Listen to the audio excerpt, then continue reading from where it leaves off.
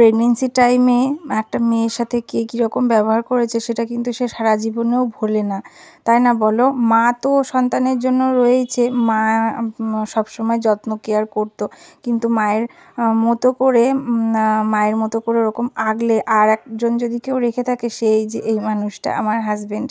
প্রেগনেন্সির টাইমে ওর এত সাপোর্ট পেয়েছি। আমি এমনিতেই কোনো ফল তেমন হাতে তুলে খাই না, আম আর কাঁঠাল ছাড়া।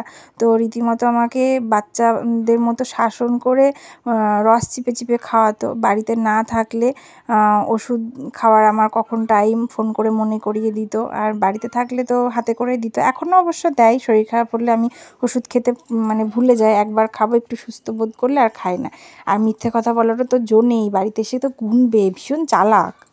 আর ওই টাইমে তো সবার এমনিতে বেশি গরম লাগে, তো গরমের জন্য না অর্ধেক রাতে আমি ঘুমোতে পারতাম না। যদিও সব রকম ব্যবস্থাই করে দিত, তবুও আমার শরীরের ভিতর খুব আনচান করতো, হাঁসফাঁস করতো।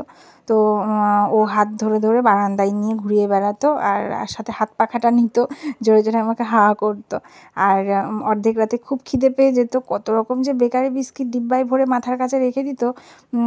আর ডেলিভারির পরেও জানো তো, মায়ের কাছে আমি বেশি দিন থাকতে পারিনি, 1.5 মাস মতো ছিলাম। যদিও মা বলেছিল এখন বাড়ি যেতে হবে না, সামলাতে পারবি না মেয়েকে, কিন্তু পারিবারিক কিছু কারণে আমাকে চলে আসতে হয়েছিল। কিন্তু বাপের বাড়ি কাছে বলে আমার তেমন একটা অসুবিধা হয়নি, বেশিরভাগ টাইমটা মা নিয়ে যেত বা ভাই নিয়ে যেত, আমি কাজবাজ সামলে আবার নিয়ে আসতাম।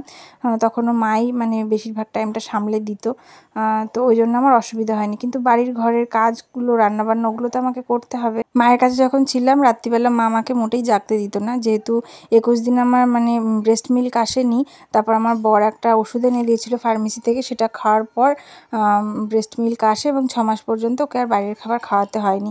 কিন্তু 21টা রাত আমার মা ঘুমোয়নি, ওকে ফর্মুলা মিল্ক খাওয়াতো, আর একটু পরে পরে ও উঠে যেত, খিদে পেয়ে যেত, আর মা বলতো তুই ঘুমো, যত তাড়াতাড়ি সুস্থ হয়ে যাবি ঘুমোলে। তো বাড়িতে এসেও কিন্তু সেই সেম জিনিসটা আমার বরের কাছে পেয়েছি, ও আমাকে ডাকতো না। বাড়ি আসার আগে যেহেতু আমার ব্রেস্ট মিল্ক চলে এসেছিলো, তো শুধু খাওয়ার টাইমটুকুই আমাকে ডাকতো। আর একদম ছোটোবেলায় তো ওকে ন্যাপি পরাতাম না, কাঁথা পাল্টানো, ওর শরীর খারাপ হলে যদি রাতে ওষুধ খাওয়ানোর হতো ওটাও খাইয়ে দিত।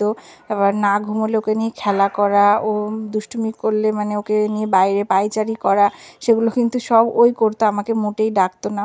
বলতো তুমি রাত্রিবেলা যত ঘুমোবে তত তাড়াতাড়ি সুস্থ হবে, আর তুমি সুস্থ থাকলে আমাদের বাচ্চাও সুস্থ থাকবে। তো এটাই হচ্ছে ওর কথা। তো এই বিষয়গুলোতে আমি ওর প্রচণ্ড সাপোর্ট পেয়েছি।